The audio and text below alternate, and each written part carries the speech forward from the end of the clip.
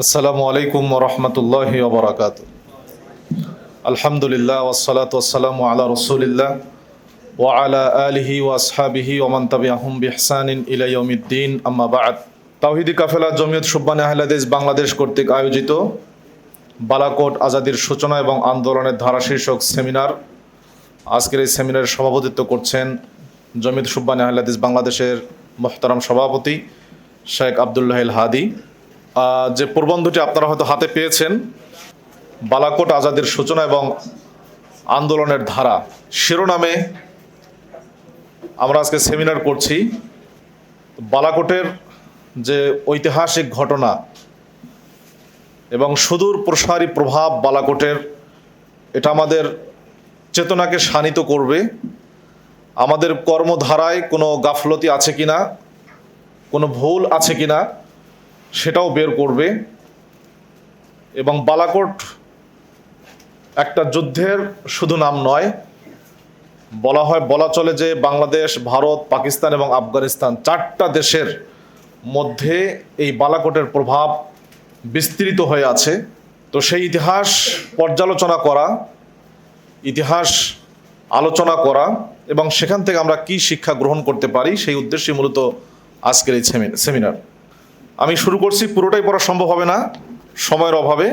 খুব সংক্ষিপ্ত আকারে আপনাদের সামনে আমি এটার উপস্থাপন করতে চাই এবং আপনাদের কাছে দেয়া আছে, আপনারা সেটা পড়ে নেবেন ইনশাআল্লাহ। আমাদের সভাপতি মহোদয় স্বাগত বক্তব্যে বলেছেন যে আমাদের এই পাক ভারত উপমহাদেশে মুসলিম শাসনের সূচনা এবং সেই অবসান, সেটা আমরা সবাই জানি যে 1757 সালের 23শে জুনের মাধ্যমে সেটার চূড়ান্ত পর্যায় ঘটেছিল। যদিও এটার সূচনা আরও বেশ আগেই হয়েছিল। বিশেষ করে মুসলিমদের আখলাকি সংকট প্রচণ্ড আকারে দেখা গিয়েছিল, আখলাকি সংকট। এবং এই কারণে কিন্তু মুঘল সাম্রাজ্যের বাদশাহ থাকা অবস্থায়ও বিশেষ করে মারাঠারা সেই ব্যাপকভাবে পুরো অঞ্চলে, এই দিল্লি থেকে নিয়ে দাক্ষিণাত্য পর্যন্ত পুরো মুঘল সাম্রাজ্যের যে আসল জায়গা, সেই জায়গাগুলোতে তারা বিস্তার করেছিল তাদের প্রভাব বলয়। এবং সে কারণে কিন্তু মুঘল সাম্রাজ্য পর্যন্ত থতমত খেয়ে গিয়েছিল, টালমাটাল হয়ে যাওয়ার মতো অবস্থা ছিল। যদিও সেই সাম্রাজ্য মাত্র 40-50 বছরের মতো টিকে ছিল, বেশি দিন টিকে থাকে নাই। তো আমরা যদি দেখি যে 19 শতকে মুসলিমদের, পাক ভারত মুসলিমদের সামাজিক এবং ধর্মীয় অবস্থাটা কি, এটা খুবই দুর্ভাগ্যজনক একটা অবস্থা। এবং একই সাথে সেটার সেই দুর্ভাগ্যজনক অবস্থা থেকে কিভাবে আমরা ঘুরে দাঁড়াতে পারি, সেরকম কিন্তু যুগস্রষ্টা চিন্তকও জন্ম হয়েছিল এই শতকে এবং তার আগের শতকেও। যেমন চারিত্রিক অবক্ষয় মুসলিমদের, যেটা বর্তমানেও মুসলমানরা হিন্দুদের পূজা পার্বণ অংশগ্রহণ করত অবলীলায়, যেটা আমরা বর্তমানেও এই একই চিত্র অনেক জায়গায় দেখে থাকি। এরপর শিরিক বিদাতের ছয়লাভ ছিল, সেটা তো আমরা বর্তমান সময়ও দেখি। আমাদের এই উপমহাদেশে শিরিক বিদাতের কি পরিমাণ ছয়লাভ। এরপরে শিয়া রাফিজিদের দৌরাত্ম্য ছিল ওই সময়ে। এবং আল্লামা আব্দুল কাফেল কুরাইশি উল্লেখ করেছেন, তিনি বলেছেন যে আওরঙ্গজেবের মৃত্যুর মাত্র 4 বৎসর পরেই তাহার জ্যেষ্ঠ পুত্র শাহ আলম বাহাদুর শাহ মুআজ্জম 1121 হিজরি রবিউল আউয়াল মাসে প্রকাশ্যভাবে শিয়া মতে দীক্ষিত হন। তখন হইতে হিন্দ ও বাঙ্গালার প্রতি জনগণ শিয়া মাযহাব, প্রতি জনপদে শিয়া মাযহাব শেকড় গাড়িয়ে বসিতে আরম্ভ করে। হানাফিগণ শিয়াদের নিধন কামনায় দোয়া ও খতম পড়িতে লাগিয়া যান এবং দীর্ঘকাল যাবত সুন্নি আলেমগণের সহিত শিয়াদের তর্ক বিতর্ক বৎসা চলতে থাকে। বর্ণিত শিয়া ও সুন্নি সংঘর্ষ উত্তরকালে বাগদাদের ন্যায় হিন্দ ভূমিতেও ইসলামী রাজত্বের বিলুপ্তির অন্যতম কারণে পরিণত হইয়াছিল। হিন্দুরা আবার সর্বত্র মস্তক উন্নত করিতে লাগিয়া গিয়াছিল। ইংরেজদের প্রভাব ক্রমশ বিস্তৃত হইয়া পড়িতেছিল। আহলে হাদিস পরিচিতে আল্লামা কাবি সাহেব এটা উল্লেখ করেছে। আর অন্যদিকে চূড়ান্তভাবে রাজনৈতিকভাবে মুসলিমদের পরাজয় হয় 1757 সালের 23শে জুন, এবং সেটা আরও একেবারে চূড়ান্ত পেরেক ঠোকা হয় 1764 সালে বক্সারের যুদ্ধে মীর কাসেমের পরাজয়ের মাধ্যম দিয়ে। এ হলো 19 শতকের মাঝামাঝি সময়ের অবস্থা, মাঝামাঝি এবং শেষ সময়ের অবস্থা। এই চরম সংকটকালীন মুহূর্তে ভারতের গৌরব করা উচিত, গর্ব করা উচিত যাকে নিয়ে, তিনি হলেন হুজ্জাতুল ইসলাম শাহ ওলিল্লাহ মুহাদ্দিস দেহলভী রহমাতুল্লাহি আলাইহি, যার যুগোপযোগী এবং যুগপত দিক নির্দেশনার কারণেই পরবর্তীতে মুসলিমরা তাদের ইমান, আকিদা, তাহজিব, তামাদ্দুন, শিক্ষা, সংস্কৃতি সহ ইসলামের মৌলিক যে বিষয়গুলো নিয়ে তারা আন্দোলন চালিয়েছে, কার্যক্রম চালিয়েছে, শিক্ষা প্রতিষ্ঠান গড়েছে এবং সংগঠন দাঁড় করিয়েছে। এই সবগুলোর চিন্তার একটা জায়গায় গিয়ে থেমে যায়, সেটা হলো শাহ ওলিল্লাহ মুহাদ্দিস দেহলভী রহমাতুল্লাহি আলাইহি। তিনি যে চিন্তাটা দাঁড় করান, সে চিন্তাটার মৌলিক জিনিস হলো তিনটা। শাহ ওলিল্লাহর যে চিন্তা দর্শন, তার মূল জিনিস হলো তিনটি। একটা হলো মুসলিমদের ঋতগৌরব ফিরিয়ে আনতে হলে তাদেরকে প্রথম যুগের ইসলাম চর্চা করতে হবে এবং হিজরি প্রথম শতকের পরবর্তী সময় থেকে আজ পর্যন্ত ইসলামের মধ্যে যে কুসংস্কার, ভিন্ন ধর্মের অনুকরণ প্রিয়তা ও ভেজাল প্রবেশ করেছে তা বর্জন করতে হবে। দ্বিতীয়, তার দর্শন ছিল প্রবল ইমানি চেতনা সমৃদ্ধ পরিবেশে প্রতিটি মুসলিম সন্তানকে লালিত পালিত হবার উদ্যোগ নিতে হবে। তৃতীয় ছিল আহলুস সুন্নাহ ওয়াল জামাতের বিভিন্ন স্কুল অফ থটের মধ্যকার বিরোধ যথাসম্ভব কমিয়ে এনে সবাইকে জাতীয় স্বার্থে এক হতে হবে। এই তিনটা দর্শন আল্লামা শাহ ওলিল্লাহ মুহাদ্দিস দেহলভী রহমাতুল্লাহি আলাইহির সব লেখনী থেকেই সারা নির্যাস হলো এই তিনটা। এবং এটাকেই আল্লামা আব্দুল্লাহ কাফি আল কুরাইশি রাহিমাহুল্লাহ তিনি তার আহলে হাদিস পরিচিতিতে উল্লেখ করেছেন যে শাহ ওলিল্লাহ মুহাদ্দিস দেহলভী এই অধঃপতিত মুসলিম জাতিকে আবার তাদের পুনরায় ঋত গৌরবকে উদ্ধার করার জন্য তিনি তিনটা দিক নির্দেশনা দেন। তার প্রথমটা ছিল খেলাফতের রাশেদার আদর্শানুসারে হিন্দে ইসলামী রাজ্যের পুনঃপ্রতিষ্ঠা, শিরিক, বিদাত, কুসংস্কার ও মাযহাবী দলাদলের অবসান ঘটাইয়া হিন্দের বুকে এক ও অখণ্ড অবিমিশ্র মুসলিম জামাত কায়েম করা। তৃতীয় ছিল ইবাদত, রাষ্ট্র, তামাদ্দুন, অর্থনীতি ও দৈনন্দিন আচরণ সম্পর্কে ইসলামী দৃষ্টিভঙ্গি ও নির্দেশাবলীর যুক্তিসম্মত ব্যাখ্যা ও প্রয়োগ। এই তিন দিক নির্দেশনা শাহ ওলিল্লাহ মুহাদ্দিস দেহলভী রাহিমাহুল্লাহ জাতির সামনে উপস্থাপন করেন এবং তার এই দিক নির্দেশনা ধীরে ধীরে তার চার সন্তান ছিলেন, তাদের মাধ্যমে তাদের যারা ছাত্র বা তাদের যারা সন্তান, মোটামুটি এই দর্শনটা খুব দ্রুত ছড়িয়ে পড়ে। মুসলিমদের একটা জামাত করা দরকার, একটা সাংগঠনিক প্রক্রিয়ায় এই চরম মুহূর্তে কাজ করা দরকার, জাতীয় স্বার্থে ঐক্য দরকার। এই চিন্তার আলোকে তখন একটা বৃহত্তর জামাত গঠনের সিদ্ধান্ত এবং মনোবাসনা মুসলিমদের মধ্যে বলা চলে যে তৈরি হয়ে যায়। জিহাদ আন্দোলনের সূচনা শাহ ওলিল্লাহর সবচেয়ে বিখ্যাত ছেলে যিনি শাহ আব্দুল আজিজ মুহাদ্দিস দেহলভী রহমাতুল্লাহি আলাইহি, তার ছাত্র সৈয়দ আহমদ বেরলভী, যিনি ভারতের অযোধ্যায় জন্মগ্রহণ করেছিলেন, সেটার পরিচয় আমাদের শেষে দেয়া আছে। সৈয়দ আহমদ বেরলভী তিনি প্রথমে, অনেক লম্বা কাহিনী আমি সংক্ষিপ্ত বলছি, তিনি প্রথমে আমির খান ছিলেন রাজপুতানা এবং মাল প্রদেশে তিনি নিয়োজিত ছিলেন, যুদ্ধে সেনাপতি ছিলেন একজন এবং সেখানকার আমির ছিলেন।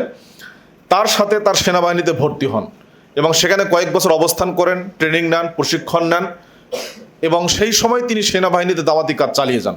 তার এই দাওয়াতি কাজের ব্যাপক প্রভাব পড়ে আমির খানের সেনাবাহিনীতে যারা সৈনিক তারাও ইমান এবং আমলের বলে বলিয়ান হতে শুরু করে।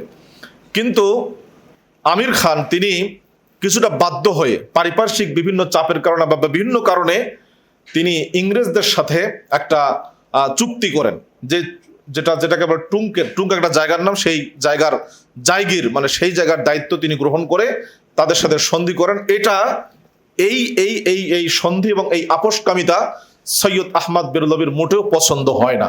তিনি সেখান থেকে চলে আসেন, তার সেনাবাহিনী থেকে চলে এসে 1818 সালে দিল্লিতে তার যে শিক্ষক শাহ আব্দুল আজিজ রহমাহুল্লাহ তার নিকটে ফেরত আসেন।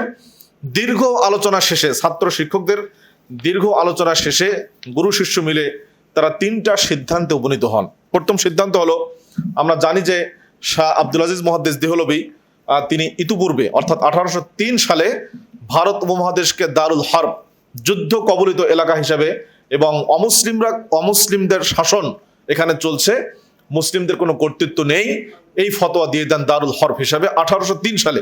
সেই ফতোয়ার আলোকেই তারা সিদ্ধান্ত নেন যে একাকী থেকে নয়, বর্তমানে সচেতন মুসলিমদের সবার সমন্বয়ে সাংগঠনিক প্রক্রিয়ায় দাওয়াতি এবং জিহাদি কার্যক্রম পরিচালনা করতে হবে। এটা 1 নম্বর সিদ্ধান্ত।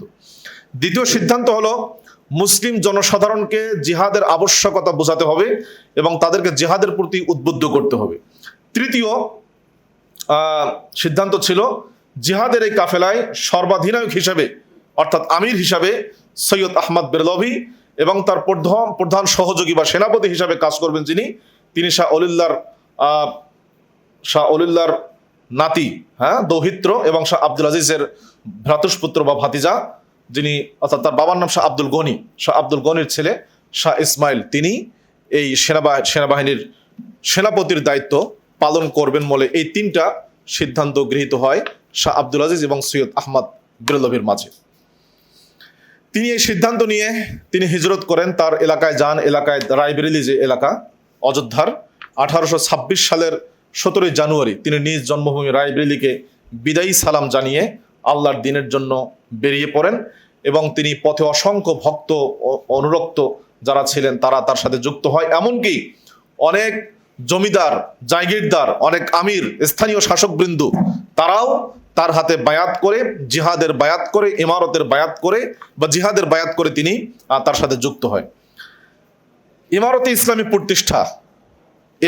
ইসলামী প্রতিষ্ঠা এবং বায়াত গ্রহণ, এটা খুবই গুরুত্বপূর্ণ। এই সালটা আমাদের মনে রাখা উচিত। 1828 সালের 13ই জানুয়ারি, 1828 সালের 13ই জানুয়ারি তিনি সৈয়দ আহমদের হাতে অসংখ্য মানুষ হাত রেখে বায়াত গ্রহণ করেন ইমারতে ইসলামিয়ার জন্য, এবং অনেক স্থানীয় শাসকগণ তারাও বায়াত গ্রহণ করেন। যদিও পরবর্তীতে স্থানীয় শাসকগণ তারা সেই বায়াত রক্ষা করতে পারেন নাই, ভঙ্গ করেছেন দুনিয়ার স্বার্থে, অথবা চিন্তা করছেন যে এই ইমারত ইসলামী আসলে টিকতে পারবে কিনা। নানান চিন্তার কারণে, দৈন্যতার কারণে এবং মানসিকভাবে দুর্বল হীনমন্যতার কারণে অথবা দুনিয়াবী স্বার্থে সিদ্ধির কারণে তারা এই বায়াতকে টিকিয়ে রাখতে পারেন নাই। একমাত্র মুখলিস যারা তারাই টিকিয়েছিলেন শেষ পর্যন্ত। তো তিনি বায়াত গ্রহণ করার পরে, রাষ্ট্রপ্রধান হওয়ার পরে সৈয়দ মাজহার আলীকে প্রধান বিচারপতি নিয়োগ করেন, সুলতান মোহাম্মদকে গভর্নর জেনারেল নিয়োগ করেন এবং শাহ ইসমাইল শহীদকে প্রধান সেনাপতি হিসাবে নির্ধারণ করেন। ভারতের উত্তর পশ্চিম সীমান্ত অঞ্চলে বিশেষ করে তিনি একটি পূর্ণাঙ্গ ইসলামী শাসন ব্যবস্থা প্রতিষ্ঠা করেন। বাইতুল মাল প্রতিষ্ঠা করা হয়, জাকাত ওসর আদায়ের ব্যবস্থা করা হয়, এগুলোর জন্য কর্মচারী নিয়োগ দেওয়া হয়, মাহকামা বা বিচারালয়, কোর্ট, ইসলামিক কোর্ট নিয়োগ দেওয়া হয়, কাজী বা বিচারপতি নিয়োগ দেওয়া হয়। সবকিছুই ইসলামী রাষ্ট্রের আন্ডারে চলে আসে এবং এই সময়ে যখন জাকাত এবং ওসর রাষ্ট্রীয়ভাবে আদায় করা শুরু হয়ে যায়, ঠিক সেই সময়ে কতিপয় ওলামায়ে সু, নিম্নমানের যারা শাসক গোষ্ঠীর তেলবাজি করে এতদিন চলতো, তারা এটার বিরোধিতা করে এবং শাহ ইসমাইলের বিরোধিতা করে। যারা এতদিন পর্যন্ত জাকাত এবং ওসরের এই অর্থগুলো ভোগ করতো, তারা এখন রাষ্ট্রীয়ভাবে যাচ্ছে, এই জন্য তারা চরম নাখোশ হয় এবং তার বিরুদ্ধে ষড়যন্ত্র করতে থাকে। এখানে একটা গুরুত্বপূর্ণ চরিত্র হলো শাহ ইসমাইল শহীদ রাহমাহুল্লাহ। সৈয়দ আহমদ বেরলভী যদিও এই ইমারতের প্রধান ছিলেন, কিন্তু এই ইমারতের অভ্যন্তরীণ সংস্কারের জন্য শাহ ইসমাইলের অবদান সবচেয়ে বেশি গুরুত্বপূর্ণ এবং পরবর্তীতে আন্দোলনের ধারা যেভাবে এসছে, শাহ ইসমাইলের যে চিন্তা এবং সংস্কারমুখী চিন্তা, সেটা কিন্তু সবচেয়ে বেশি প্রভাব বিস্তার করেছে। আমরা আগেই বলেছি যে শাহ ইসমাইল ছিলেন শাহ অলিল্লাহ মুহাদ্দিস দেহলভীর ছেলে, শাহ আব্দুল গনির ছেলে, শাহ ইসমাইলের আর শাহ আব্দুল আজিজ শাহ অলিল্লাহর দৌহিত্র। শাহ ইসমাইল প্রচন্ড মেধাবী ছিলেন, শাহ ইসমাইল শহীদ প্রচন্ড মেধাবী ছিলেন। তিনি মাত্র 16 বছর বয়সে চাচা আব্দুল আজিজের নিকট, কারণ তখন ভারত মুহাম্মদের সবচেয়ে বড় আলম ছিলেন শাহ আব্দুল আজিজ মুহাদ্দিস দেহলভী, তার নিকটে তিনি বিভিন্ন জ্ঞানের বিভিন্ন শাখায়, ইলমে মানকুলাত এবং ইলমে মাকুলাত উভয় শাখায় তিনি পারদর্শী ব্যুৎপত্তি অর্জন করেন এবং একই সাথে যুদ্ধবিদ্যায় পারদর্শী হয়ে ওঠেন শাহ ইসমাইল শহীদ রাহমাহুল্লাহ।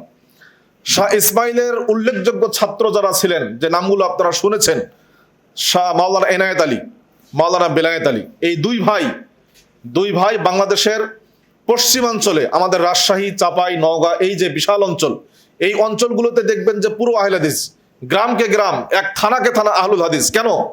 এটা হলো মাওলানা এনায়েত আলী, মাওলানা বেলায়েত আলী, তাদের দাওয়াতের ফলস্বরূপ এই অঞ্চলে পুরো অঞ্চল আহলুল হাদিস হয়ে গেছে এবং সেখান থেকে ওই ইমারতে ইসলামের জন্য যে মুজাহিদদেরকে রিক্রুট করা হতো এই অঞ্চলগুলো থেকে, বিভিন্ন জায়গা থেকে, যেমন সিলেট থেকে রিক্রুট করা হয়েছে, কুমিল্লা থেকে রিক্রুট করা হয়েছে, ময়মনসিংহ থেকে, এবং এই অঞ্চলগুলো থেকে, আমাদের দিনাজপুর চিরির বন্দর থেকেও অনেক অসংখ্য মুজাহিদ বাহিনীতে রিক্রুট করা হতো এবং অর্থনৈতিকভাবেও হেল্প করা হতো মুজাহিদ বাহিনীকে। তো মুজাহিদ বাহিনীদের মধ্যে সবাই তো আর আহলুল হাদিস ছিলেন না, তাদের মধ্যে অনেক শিরিক বিদআত ছিল, মাযহাবী গোরামি ছিল, অনেক তাবিজ কবজ ব্যবহার করত, নানান ধরনের সমস্যা তাদের মধ্যে ছিল। এই শিরিক বিদআতের বিরুদ্ধে মুজাহিদদেরকে বুঝিয়ে কোরআন এবং সুন্নাহর দলিলের আলোকে মুজাহিদদের অভ্যন্তরীণ সংস্কারের কাজটা সবচেয়ে বেশি করছেন শাহ ইসমাইল শহীদ রাহমাহুল্লাহ। তিনি ক্লিয়ার বলতেন, যদি শিরিক বিদআতের মধ্যে আমরা থাকি তাহলে আল্লাহর রহমত বরকত পাওয়া যাবে না, এই জিহাদ আন্দোলন কখনো বরকতময় হয়ে উঠবে না।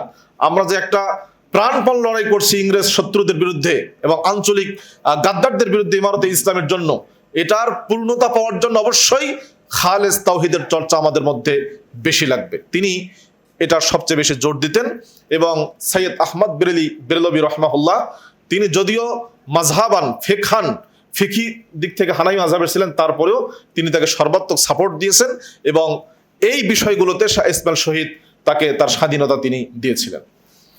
এরপর আমরা দেখি যে এই এই এই ইমারতে ইসলামী যখন শুরু হয়, তাদের কার্যক্রম যখন শুরু হয়, রাষ্ট্র যখন প্রতিষ্ঠা হয়ে যায়, প্রথম যে বাধাটা আসে সে বাধাটা আসে আঞ্চলিক নেতাদের থেকে, যারা ইতিপূর্বে বায়াত করেছিল সৈয়দ আহমদ বেরলভীর হাতে, তারাই বায়াত ভঙ্গ করা শুরু করে।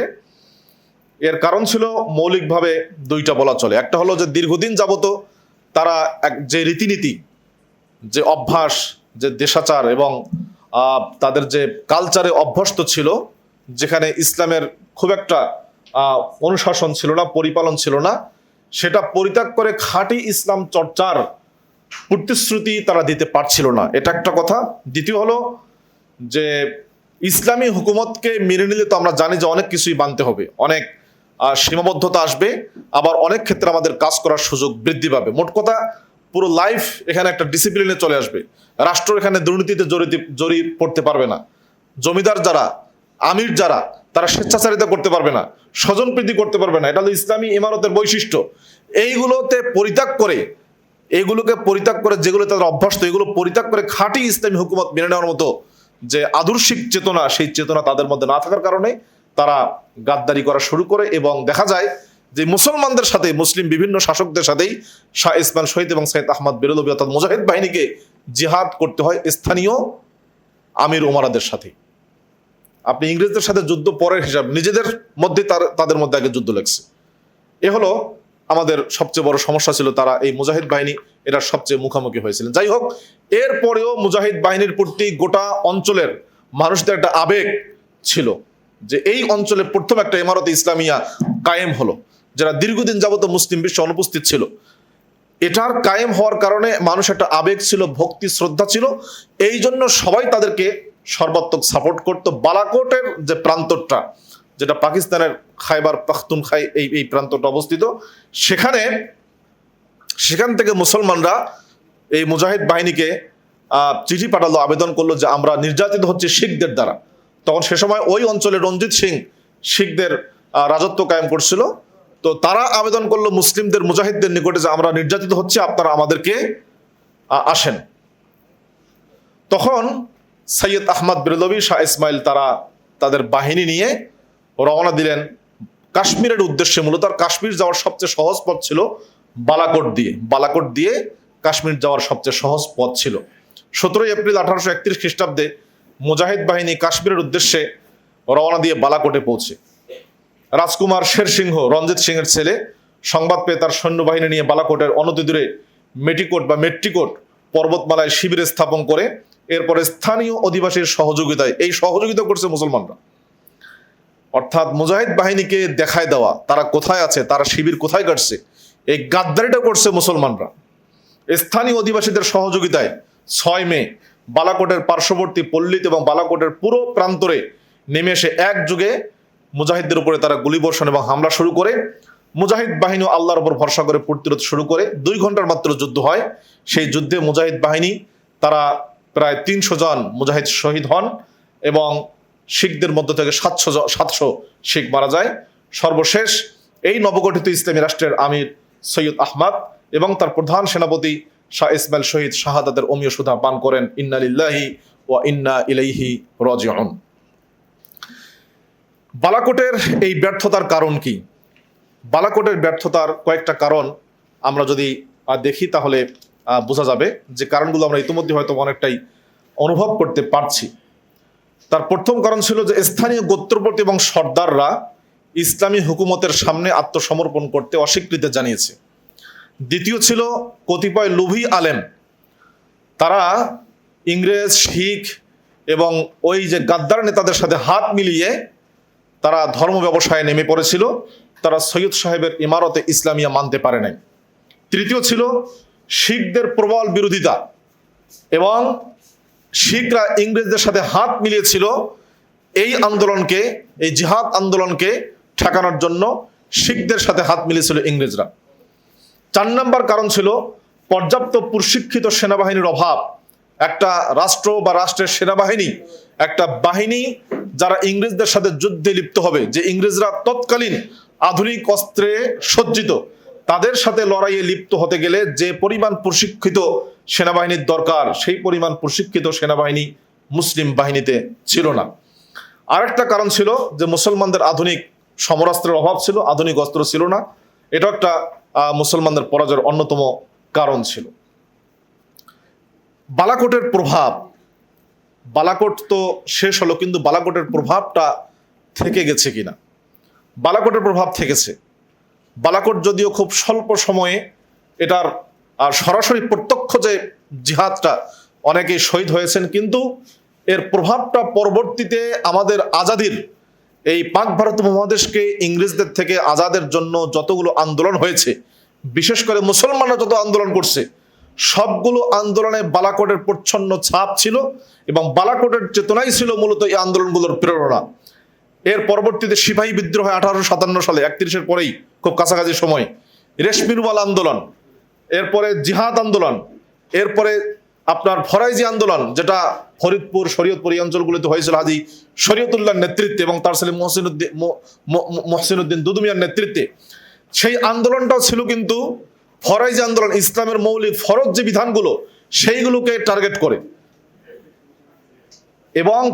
এবং তিতুমিরের যে বাঁশের কেল্লা, সেটাও কিন্তু এই আন্দোলন থেকেই প্রেরণা জুগিয়েছিল, তিতুমিরের বাঁশের কেল্লার আন্দোলন। মোট কথা, আজাদির যে আন্দোলন পরবর্তীতে হয়েছে, সবগুলো আন্দোলনের মধ্যে বালাকোটের স্পষ্ট ছাপ ছিল। বালাকোটের চেতনা থেকে সবগুলো আন্দোলন পরিচালিত হয়েছিল। আন্দোলনের পরবর্তী ধারা কোথায়? আন্দোলন কি 1831 সালের 6 মে শেষ হয়ে যায়, নাকি এটার ধারা অবশিষ্ট থাকে? আমরা যদি দেখি তাহলে দেখব সৈয়দ আহমদের শাহাদাতের পর এই ইমারতে ইসলামিয়ার নতুন আমর নিযুক্ত হন মাওলানা এনায়েত আলী। মাওলানা এনায়েত আলী ছিলেন শাহ ইসমাইল শহীদের অন্যতম একজন ছাত্র। তিনি বাংলাদেশ থেকে 2000 মুজাহিদ নিয়ে গিয়ে ইমারতের দায়িত্ব গ্রহণ করেন। বাংলাদেশ থেকে নিয়ে গিয়ে তিনি 1845 সালে শিখদের উৎখাত করে বালাকোট জয় করেন। যে বালাকোট 1831 সালের 6 মে মুসলিমরা পরাজিত হয়েছিল, সেই মাওলানা এনায়েত আলী দায়িত্ব গ্রহণ করার পরে কয়েক বছর পরে 1845 সালে বালাকোট থেকে শিখদেরকে উৎখাত করে বালাকোট জয় করেন, মুসলিমদের আন্ডারে নিয়ে আসেন। এরপরে এই জামাতের দায়িত্ব গ্রহণ করেন মাওলানা বেলায়েত আলী, যিনি মাওলানা বেলায়েত আলীর পরে আবার মাওলানা এনায়েত আলী দ্বিতীয়বার গ্রহণ করেন। এরপর দায়িত্ব গ্রহণ করেন আমির আবদুল্লাহ বিন বেলায়েত আলী, যিনি টানা 20 বছর এই ইমারতের দায়িত্ব ছিলেন। বিখ্যাত আম্বেলার যুদ্ধ এই সময় সংগঠিত হয়। তো এই সময়টাতে আল্লামা কাফি সাহেব লিখেছেন যে মাওলানা আমির আবদুল্লাহ বিন বেলায়েত আলীর এই 20 বছরের এই সময়টাতে মূলত জামাতের আদর্শিক পতন ঘটে, অনেকেই বিভিন্ন দিকে ছড়িয়ে ছিটে পড়ে এবং লোক সংখ্যা কমতে থাকে। সেখান থেকে বলা চলে মূলত বালাকোটের যে ইমারত, সেই ইমারতটা ক্ষয়প্রাপ্ত হতে থাকে। এটা 1902 সাল পর্যন্ত চলতে থাকে। কাজে আমরা এটা এভাবে বলতে পারি যে 1826 সালের 17ই জানুয়ারি রায়বেরেলী থেকে যে ঐতিহাসিক সফর শুরু হয়েছিল, তা 6 মে বালাকোটে বিপর্যস্ত হলেও 1902 সাল পর্যন্ত অব্যাহত থেকেছে। 1902 সাল পর্যন্ত। আর যে বিষয়টা আমরা বলছি, বালাকোট তো এখন আসলে বালাকোটকে সবাই আলোচনা করছে, কিন্তু বালাকোটকে সবচেয়ে ধারণ করছে পরবর্তীতে কারা? বালাকোটকে সবচেয়ে ধারণ করছে আহলুল হাদিসগণ, মুহাম্মাদি জামাত, তারা। এটা আমাদের খুব ইম্পর্টেন্ট জায়গা, এটা আমাদের মনে রাখতে হবে। কারণ বালাকোটের পরবর্তী যারা আমির হয়েছেন সৈয়দ আহমদের পরে, তাদের সবাই ছিলেন আহলুল হাদিস, মুহাম্মাদি তরিকার। এবং যারা মুজাহিদ, তারা সবাই ছিলেন, অধিকাংশই বলা চলে 90% মুজাহিদ ছিলেন আহলুল হাদিস ঘরানার লোক। এবং এই বালাকোটের আন্দোলনে যুক্ত থাকার কারণে সাদেকপুরি পরিবার, যারা জমিদার পরিবার ছিল, তাদেরকে অকথ্য নির্যাতনের শিকার হতে হয়েছে। ভিটেমাটি থেকে তাদেরকে বাদ দেওয়া হয়েছে, যেমন আজকে ভারতের মুসলমানদের পশ্চিমবঙ্গের অবস্থা কিছুটা এরকম হয়েছে। তো এই বালাকোটের সাথে যুক্ত থাকার কারণে তাদের এই অবস্থা হয়েছে। আমরা কর্মধারা, এই জামাত, এই মোবারক জামাত মৌলিকভাবে দুইটা ধারায় কাজ করছে। বালাকোটের যে ধারা, জিহাদি যে ধারা, একটা ছিল অভ্যন্তরীণ সংস্কার, অর্থাৎ মুসলমানদের মধ্যে যে শিরিক, বেদাত, কুসংস্কার, হিন্দুয়ানি কালচার যা ঢুকছিল, এগুলোকে পরিপূর্ণ উৎখাত করে নির্ভেজাল খাঁটি তাওহীদ এবং সুন্নাহ ভিত্তিক মুসলিম হিসাবে মুসলিমদেরকে গড়ে তোলা। এটা ছিল বালাকোট জিহাদের আন্দোলনের প্রথম এবং পয়লা নম্বর কর্মসূচি। দ্বিতীয় কর্মসূচি ছিল স্থানীয় শাসক, জমিদার, জোদ্দার যারা ছিল এবং মুসলিম অধ্যুষিত যে এলাকাগুলো ছিল, সেই এলাকাগুলোতে খেলাফতে রাশেদার আদলে একটি মুসলিম ইমারতে ইসলামিয়া কায়েম করা। এটাও ছিল বালাকোটের একটা অন্যতম উদ্দেশ্য। এই দুইটা ধারায় মূলত আমাদের বালাকোট আন্দোলন পরিচালিত হয়েছে।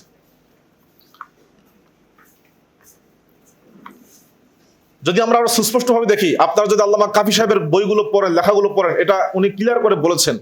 আমি সেটাকে সহজ ভাষায় বলছি যে বালাকোট পরবর্তী যে আন্দোলন, সেটা মৌলিকভাবে 4টা ধারায় বিভক্ত হয়ে কাজ করে। একটা হলো ইলমি ধারা, জ্ঞানগত বুদ্ধিবৃত্তিক ধারা। এই ধারায় সবচেয়ে বেশি কাজ করেছেন মিয়া সৈয়দ নাজির হোসেন দেহলভী রাহমাহুল্লাহ, এবং তার ছাত্র সংখ্যা এত বেশি ছিল যাদের ব্যাপারে বলা হয় ওমা ইয়ালামু জুনুদা রাব্বিকা ইল্লাহু, আল্লাহর সৈন্য সংখ্যা যে কত আল্লাহ ছাড়া যেমন কেউ জানে না, মিয়া সৈয়দ হোসেন নাজির হোসেন দেহলভীর ছাত্র যে কত, এটাও একমাত্র আল্লাহ ছাড়া কেউ জানে না। অনেকে লিস্ট করেছেন, কিন্তু পূর্ণাঙ্গ লিস্ট এখন পর্যন্ত আসে নাই। লক্ষাধিক বলা হয় তার ছাত্র, এবং এই ছাত্ররা পাকিস্তান বলেন, ভারত বলেন, বাংলাদেশ বলেন, নেপাল বলেন, শ্রীলঙ্কা বলেন, পুরো অঞ্চল, এমনকি আরবের ইয়ামান, হেজাজ অঞ্চল থেকে নিয়ে শুরু করে তৎকালীন মক্কা মদিনা, সবাই সৈয়দ মিয়া নাজির হোসেন দেহলভীর ছাত্র ছিল। তার এই মুবারক জামাতের ছাত্র যারা, তারা বালাকোটের ওই যে অভ্যন্তরীণ সংস্কারের যে শিক্ষা, সেই শিক্ষা সবার মাঝে ছড়িয়ে দেয়, যার ধারাবাহিকতায় ভারতে, পাকিস্তানে, বাংলাদেশে, নেপালে এবং শ্রীলঙ্কা সহ বিশাল এই অঞ্চলগুলোতে আহলুল হাদিস মাদ্রাসা, মসজিদ এবং মার্কাজ গঠিত হয়েছে। আলেম ওলামারা সৈয়দ নাজির হোসেন দেহলভীর ছাত্র, তার পরবর্তী ছাত্র যারা পরবর্তী প্রজন্ম, সেই ধারায় কাজ করে যাচ্ছেন। যারা কোনো বাতিলের সাথে, শিরিক এবং কুফরের সাথে আপোষ যারা করবেন না, তারাই মূলত সৈয়দ নাজির হোসেন দেহলভীর প্রকৃত উত্তরসূরি, এবং তারাই হলেন বালাকোটের প্রকৃত উত্তরসূরি আলেম। দ্বিতীয়, আমি এখানে একটা আবেগময় কথা বলেছেন আল্লামা আব্দুল কাফি আল কুরাইশি রাহিমাহুল্লাহ এই আন্দোলনকে স্মরণ করে। তিনি লিখেছেন, আমির সৈয়দ আহমদের আরাধ্য জিহাদের আন্দোলনকে মাওলানা বেলায়েত আলী যেরূপ পুনরায় জাগ্রত নতুন বলে বলিয়ান করিয়া তুলিয়াছিলেন, সেইরূপ আল্লামা ইসমাইল শহীদ ও তাহার পূর্বপুরুষগণ আহলে হাদিস আন্দোলনের যে ইলমি আমানত রাখিয়া গিয়াছিলেন, তাহা বহন করার ভার শাইখুল ইসলাম সৈয়দ নাজির হোসেন স্বীয় স্কন্ধে তুলিয়া লইয়াছিলেন। দিল্লিতে শাহ ইসহাক দেহলভীর পরিত্যক্ত মসনদে মুসনাদে ইলমি উপবেশন করিয়া কোরআন ও হাদিসের যে অমৃত সুধা তিনি প্রায় শতাব্দী কাল ধরিয়া বিতরণ করিয়াছিলেন, তাহার জীবন স্রোত হিন্দ বাংলার পূর্তি প্রান্তকে সঞ্জীবিত করিয়া সুদূর তিব্বত হইতে নজদ, হিজাজ ও ইয়ামানের কত তাকলিদুসর মরুকান্তার ও নিরস পার্বত্য ভূমিকে যে সরস ও শ্যামল করিয়া তুলিয়াছিল, কে তাহার ইয়ত্তা করিবে। গোটা অঞ্চলে সেই তিব্বত থেকে নিয়ে, হেজাজ থেকে শুরু করে নিয়ে, ইয়ামান থেকে শুরু করে নিয়ে, আর এই পাক ভারতের পুরো অঞ্চলে, তাকলিদ অধ্যুষিত অঞ্চলে, মাযহাবী গোরামি অধ্যুষিত অঞ্চলে কোরআন এবং সুন্নাহর অমোঘ বাণী যারা উচ্চারিত করেছিল, তারাই হলো আহলুল হাদিস, এবং তারাই বালাকোটের চেতনার প্রকৃত উত্তরসূরি। এটা হলো একটা ধারা। দ্বিতীয় ধারা হলো তাসনিফি ধারা, লেখালেখির ধারা। এই ধারায় সবচেয়ে বেশি উল্লেখযোগ্য নবাব সিদ্দিক হাসান খান ভূপালী, আমরা জানি, আল্লামা শামসুল হক আজিমাবাদী, মাওলানা সানাউল্লাহ মৃত্যুশরী, যিনি মূলত বাতিল ফেরকার বিরুদ্ধে বেশি লিখছেন, মাওলানা হোসাইন আহমদ বাটালবি, মাওলানা মহিউদ্দিন লাহোরী, আল্লামা আব্দুর রহমান মোবারকপুরী, মাওলানা ওয়াহিদুজ্জামান, এছাড়াও আরো অসংখ্য ওলামায়ে কেরাম এই জামাতের এই ধারায় কাজ করেছেন। তানজিমি ধারা বা সাংগঠনিক ধারা, সাংগঠনিক ধারাটা মূলত শুরু হয় 1895 সালে দিল্লিতে গোরাবাই আহলে হাদিস প্রতিষ্ঠার মধ্য দিয়ে।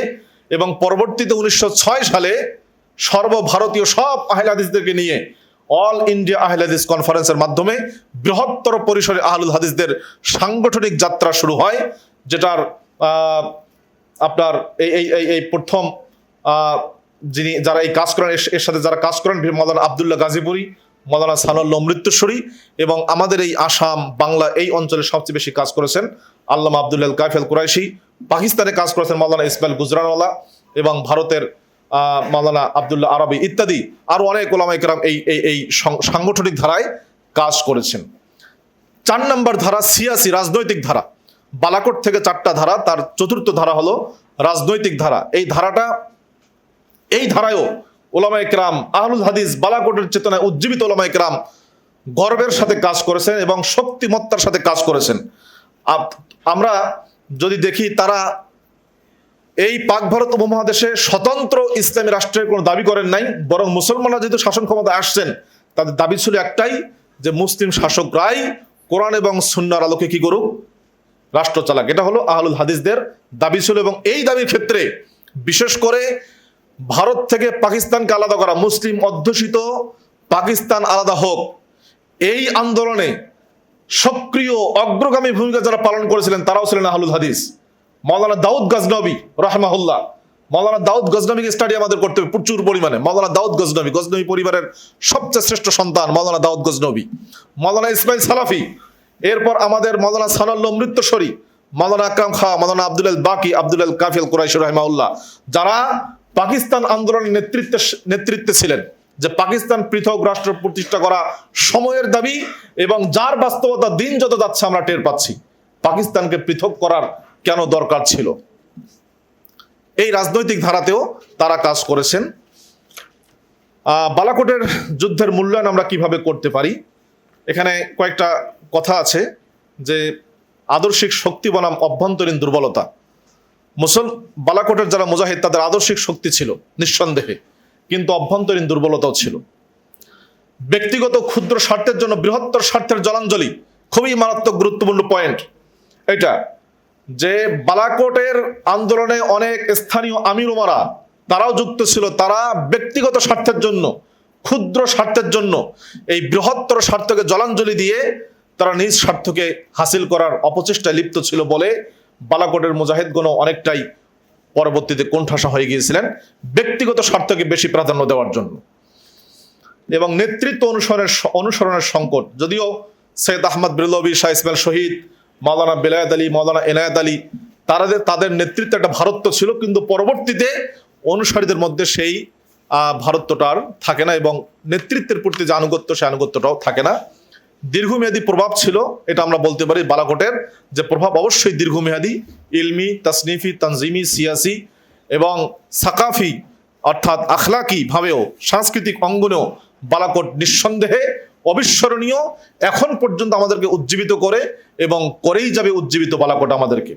শেষ কথা আমি যেটা বলতে চাই, আমি শেষ করছি ফিদায়ে কম আহলুল হাদিসদের অক্লান্ত কর্মী, তর্জুমানে আহলে হাদিস আল্লামা মোহাম্মদ আব্দুল কাফি আল কুরাইশি রাহিমাহুল্লাহর হৃদয় নিংড়ানো আবেদন দিয়ে আমি আমার কথা শেষ করতে চাই। তিনি লিখেছেন, আন্দোলনের অভ্যন্তরীণ ভাঙ্গন, সিপাহী সংগ্রামের শোচনীয় পরিণতি ও পরবর্তী ওয়াহাবি ধরপাকড়ের ফলে যখন নেতা ও কর্মীগণ সর্বত্র ধৃত, অত্যাচারিত, শুলদ্বন্দ্বে দ্বন্দ্বিত, মুক্ত তরবারির সাহায্যে নিহত, ভস্মীভূত, যাবজ্জীবন কালাপানিতে প্রেরিত এবং আন্দোলন সম্পর্কিত ব্যক্তিগণের ভূ সম্পত্তি লুণ্ঠিত ও বাজেয়াপ্ত হইল, তখন হইতে আহলে হাদিস আন্দোলনের গতি শুধু বাহাস ও বক্তৃতামুখী হইয়া পড়িল।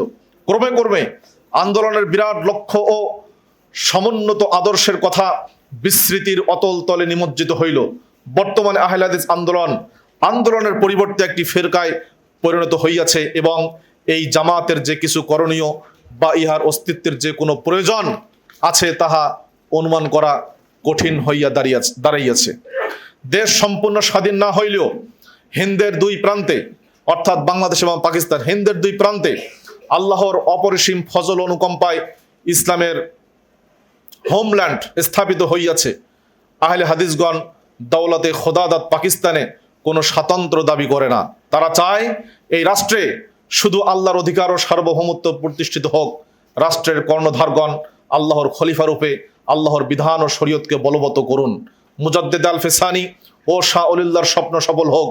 যে এলাহি রাজ্য গঠন করার সাধনায় আমির সৈয়দ আহমদ ও মুজাদ্দিদ ইসমাইল অর্ধেক পাঞ্জাবের রাজত্বের সন্ধি শর্তকে পদাঘাত করিয়া মুসলিম জাতির জন্য আপন মস্তক দান করিয়াছিলেন, তাহাদের সে সাধনা জয়যুক্ত হোক। আমিন। আমি এখানে শেষ করছি। সর্বোপরি বালাকোট আমরা বলছি এটা জাতীয় এবং আন্তর্জাতিক একটা বিষয়। বালাকোট শুধু নির্দিষ্ট কয়েকজনের বিষয় নয়, বালাকোট আন্তর্জাতিক একটি বিষয় নিঃসন্দেহে। মাশাআল্লাহ, আমাদের প্রধান অতিথি মাননীয় জমিয়ত সভাপতি অধ্যাপক ডক্টর আব্দুল্লাহ ফারুক স্যার এবং জমিয়ত সেক্রেটারি জেনারেল অধ্যাপক আসাদুল ইসলাম এসেছেন, আমরা স্বাগত জানাই। আগে আমরা পেলে ভালো লাগতো, আমাদের প্রবন্ধ পড়া শেষ, হয়তো প্রচণ্ড জ্যাম ছিল রাস্তায়, এই জন্য আসতে পারেন নাই। তো আমরা শেষ কথা যেটা বলতে চাই, বালাকোট এটা জাতীয় এবং আন্তর্জাতিক বিষয়। আর বালাকোটকে অনেকেই নিয়ে যাচ্ছে নিজেদের মতো করে, কিন্তু বালাকোটকে সবচেয়ে বেশি ধারণ করেছেন আহলুল হাদিসগণ। এটা আমরা ঐতিহাসিকভাবে এর প্রমাণ দেখতে পেয়েছি। বালাকোটকে সবচেয়ে বেশি ধারণ করেছেন আহলুল হাদিসগণ। আল্লামা আব্দুল্লাহ আল কাফি আল কুরাইশির লেখার প্রতিটি লাইনে বালাকোটের চেতনার যেন স্ফুরিত হয়েছে। তাদের সেই স্বপ্ন আল্লামা কাফি সাহেবের কলমের মাধ্যমে উচ্চারিত হয়েছে, উচ্চকিত হয়েছে। আমরা সেই চেতনাকে ধারণ করি। চেতনাহীন, আদর্শহীন কোনো সংগঠন টেকে না, কোনো আদর্শহীন কোনো জামাত বেশি দিন টেকে না। আদর্শ এবং আধুনিকতার সমন্বয়ে একটি সুন্দর সংগঠন, সুন্দর আদর্শবাদী সংগঠন আমরা উপহার দিতে বদ্ধপরিকর হই। এবং এই মর্দে মুজাহিদ যারা নিজেদেরকে উৎসর্গ করেছিলেন আল্লাহর রাহে, দ্বীনের রাহে, ইসলামের জন্য, আল্লাহর তাওহীদের জন্য, তাদের সেই স্বপ্ন যেন আমাদের মাধ্যমে বাস্তবায়িত হয়। আল্লাহ সেই সুযোগ দান করেন। আজকের এই সেমিনার সেই আদর্শের, সেই অধরা স্বপ্নের যাত্রা মাত্র। আল্লাহ তাআলা আমাদের এই যাত্রাকে অব্যাহত রাখার সুযোগ দান করেন। আমিন। ওয়া আখিরু দাওয়ানা আনিল হামদুলিল্লাহি রাব্বিল আলামিন। আসসালামু আলাইকুম ওয়া রাহমাতুল্লাহি ওয়া বারাকাতুহু।